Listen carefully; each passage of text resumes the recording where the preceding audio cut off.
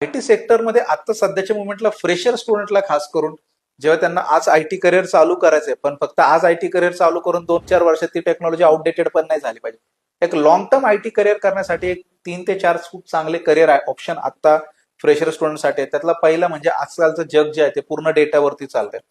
त्याच्यामुळे data oriented technology जसं की डेटा अनालिटिक्स आहे, डेटा सायन्स आहे, याच्यामध्ये खूप चांगली डिमांड स्टुडंट्सला आजकाल आहे, फ्रेशरला, आणि या करिअरची डिमांडही चांगली.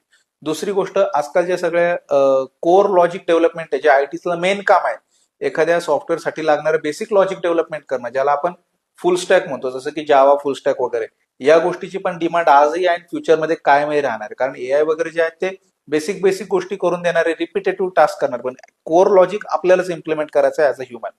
तिसरी गोष्ट, हे जे सगळे ऍप्लिकेशन्स आजकाल आपण पाहतो, कुठलेही असेल, Instagram, Facebook, YouTube, what ever it is, हे सगळे क्लाउड वरती चालतात. आणि विदाऊट क्लाउड कुठलेही ऍप्लिकेशन रन होऊ शकत नाही. त्याच्यामुळे क्लाउड टेक्नॉलॉजीला सुद्धा हे खूप चांगलं फ्युचर आता सुद्धा, म्हणजे प्रेझेंटली सुद्धा आहे, आणि लॉंग टर्म मध्ये फ्युचर सुद्धा चांगलं असणारच आहे.